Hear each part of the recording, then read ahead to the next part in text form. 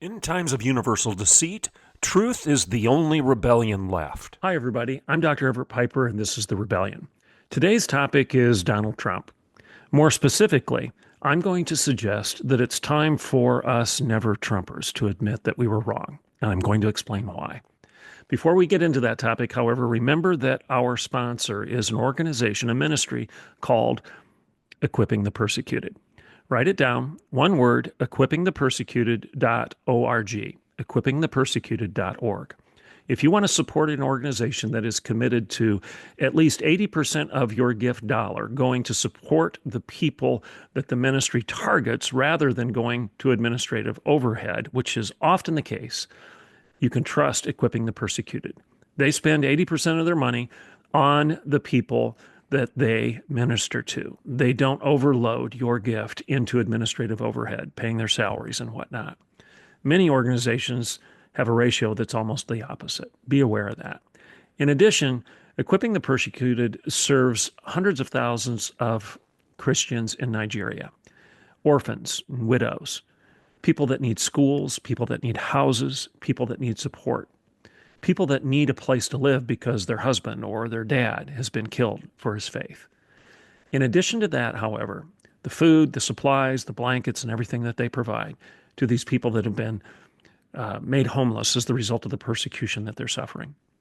In addition to that, they actually go into these communities, these villages in Nigeria, and they teach the people how to defend themselves. They give them lessons and resources in security. What's the point? They're being proactive rather than just reactive to the problem. They're trying to stop the butchery before it even happens. And that is noteworthy and that is unique. I'm not aware of any of the other organizations that serve the persecuted church emphasizing that. So if you want to support a great organization, go to equippingthepersecuted.org and consider making a tax-deductible gift to them. Thank you. Back to today's show. So, is it time for NeverTrumpers to admit that maybe we were wrong? I'm going to suggest it is. You know, in 2016, I was adamantly opposed to Donald Trump. Some of you are aware of that, some of you aren't. I was definitely not going to vote for Donald Trump. I wouldn't endorse him, and I was rather smug and self-righteous about it. I was called the day after Jerry Falwell Jr. endorsed Donald Trump on behalf of Liberty University. I was called by a radio talk show host here in Oklahoma who asked if I would be the next Christian college president to endorse Donald Trump, and I said, absolutely not. I was blessed to be invited on Fox News with Bret Baier, and I was asked about my support or lack thereof concerning Donald Trump, and I said, I do not support this man, and I explained why. I went to events, the Council for National Policy, at which Donald Trump spoke. And when everybody stood up and applauded after he was done, I sat in my seat and refused to do the same. When some of my friends stood in line to get their picture taken with him, I said, no way, I'm not going to waste my time doing this. Now, if you're starting to get turned off by what I'm saying, and if you're disappointed, stick with me here. But if you have been a never-Trumper and you say, amen, I was in the same situation. I was saying the same thing. I also want you to listen to me, hear what I have to say. You know, I'm going to read to you one of the things that I put out in writing as the result of attending some of these meetings and being asked over and over again if I was going to endorse or support Donald Trump. And I said this, I'm a conservative. I believe in conserving the dignity of life. I believe in conserving respect for women. I believe in conserving the Constitution and in conserving private property and religious liberty. I believe in morality more than I do in money. I hold to principles more than I yearn for power. And I trust my Creator more than I do human character. And I'd like to think that all of this and more makes me an informed and thoughtful citizen and voter. And I've read and I've listened and I've studied, and there is nothing in Donald Trump's track record that makes me want to vote for him or that makes him worthy of my support. I said that in 2016. And I think I had legitimate reasons. I mean, my land, if you read his books, he boasted of his multiple infidelities with women in his books. He made a lot of money off of the casino industry, gambling, something that I would consider a vice, not a virtue. His language and his references to various different women I thought was crass and rude and boorish. I didn't support him. But I'm here to tell you today that being a NeverTrumper and saying I'll never support this man, I was wrong. I was wrong. If Mr. Trump has proved nothing else during the first term that he held in office, his first term, and now 3 or 4 weeks into his second term, it's this. If he has proved nothing, he has proved this. He's a defender rather than an enemy of my conservative ideals, values, and principles, and yours. Now, hear me on this. In addition to his executive orders that have reestablished American energy, American independence, national sovereignty, orders that I would think no thinking human being could disagree with. I mean, why wouldn't you want to be an energy independent nation? Why would you want to rely on your enemies to give you the necessary fuel to drive your cars and to support your military? That's crazy.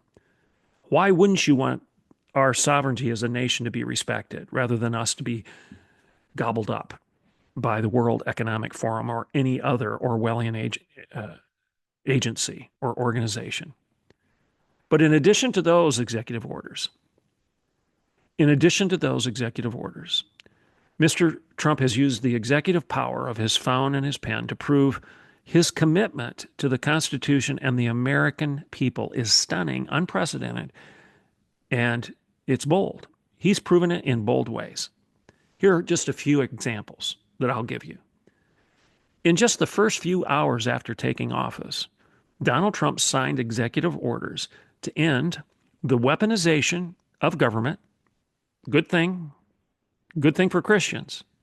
Good thing for those people that had the IRS unfairly targeting us because we were conservative in our ministry or voice.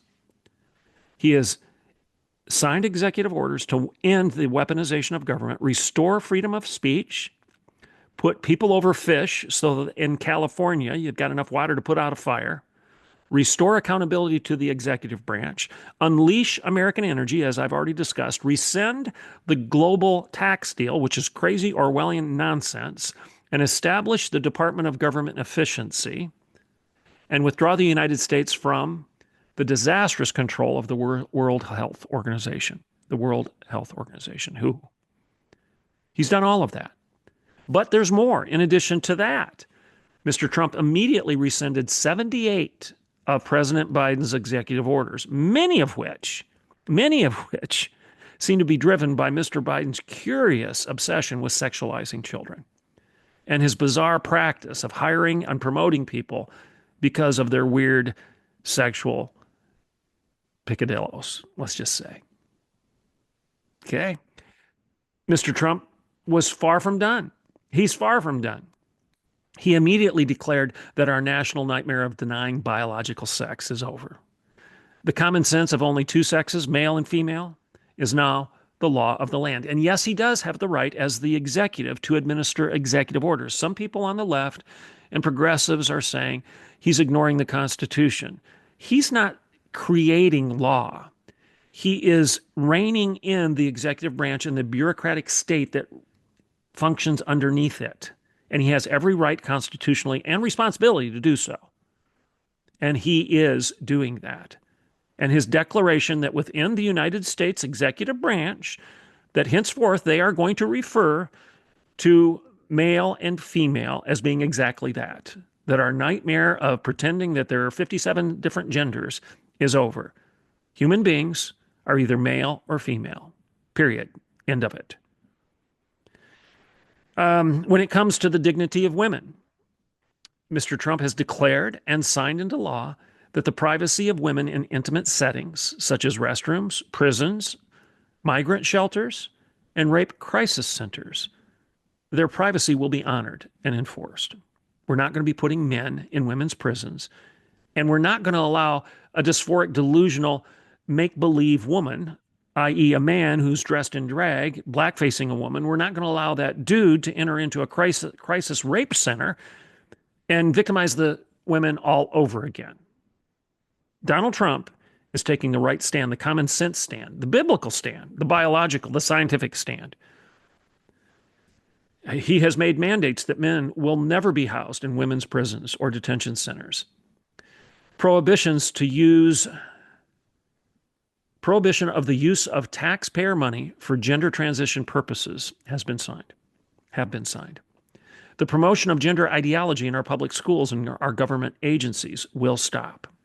The president has demanded that all federal offices will henceforth protect the rights of all people to express their binary sex, male or female, in the workplace, and that single-sex spaces will be provided and honored.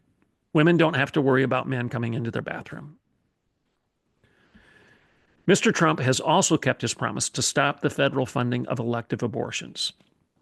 He has issued executive orders reinforcing the requirement that all hospitals in the United States provide medical treatment for an emergency or medical treatment or an emergency transfer for any infant that needs emergency medical care, regardless of how that infant was born, prematurely or not, or as the result of a botched abortion. He has said, if an infant is laying in a cold steel bedpan in Planned Parenthood's surgery room, and that infant is alive, that you are obligated by law to provide medical care to save that child's life. You can't let him die. He has overturned the previous administration's regulation that prohibits states from defunding abortion facilities as part of their family planning programs. And he has stopped the federal funding of fetal tissue research and protected healthcare entities and individuals, protected their right of conscience, ensuring that no medical professional, no doctor, no nurse can be forced to participate in an abortion that violates their beliefs. These are good things. These are good things. Whether the man is boorish and rude, whether he's crass, if he has a different moral background than I feel comfortable about, which he does, he's doing the right thing. He is saving babies' lives. He's guarding the privacy rights of women. He is defunding by the millions, if not trillions, the international support for abortion and the local support for abortion. And he's saying that if a child is born alive as the result of Planned Parenthood's failure, you have to protect that kid's life. You can't let him die after he's been born. Why would we argue against this? Finally, Mr. Trump has said that his administration will adhere to and enforce the Hyde Amendment, which prohibits the use of federal tax dollars to fund or promote the abortion industry. He has reinstated the Mexico City policy that thereby ends federal funding of abortion overseas. And he has also led a coalition of countries to sign the Geneva Consensus Declaration, which declares that there is no international right to abortion. And to put the icing on the cake on this abortion issue, the president has also cut all funding to the United Nations Population Fund, which supports coercive abortion and forced sterilization worldwide. So Mr. Trump, in my view, has proved to be the protector of the rights of children to be born, the rights of women to be respected, and the right to say what I want to say, when I want to say it, in public or elsewhere. And I can do so without fear of reprisal. He's protected the right of the church to practice its faith within the walls of the church and outside the walls of the church, and to say what it wants to say. He has protected the right of all of you to have free speech, and that nobody can censor you just because they don't like your political views or your view on COVID or masks or vaccinations, that you can't be censored, that you have free speech, your constitutional guarantee to say what you want to say even if people don't like it. He's purging the government of trillions of dollars of waste. He's made us energy independent. We no longer have to rely on our enemies to keep our houses warm in the winter because we have, and this is true, I live in Oklahoma, I know this, I've listened to the reports from the oil companies. We have over a 100-year supply of natural gas within the United States that would fuel our entire economy for 100 years as it now stands. Why in the world wouldn't we exploit those resources? Natural gas is the cleanest fuel out there right now, except for nuclear or perhaps hydro. Oh, you might say, well, windmills and solar. No, you have to. You have to produce, you have to manufacture the windmill material, and you also have to manufacture the solar panels. And then you have to store that electricity in something. So we can talk about that at another time. But this windmill, this solar argument that somehow that's our salvation to our renewable energy dreams is nonsense. It will not work. If you're going to plug your car into an electric outlet, there has to be some sort of source providing that electricity to that outlet. And guess what that source is? It's probably coal, natural gas, oil, hydro, or nuclear. It's not coming from a windmill, and it's not coming from solar in any great degree. Over 85% of our energy grid is fossil fuel at present time. Donald Trump is acknowledging that. And he's protecting our rights as Americans. He's protecting our children's right to live. He's protecting women's rights to have their own sport, shower, bathroom, and scholarship.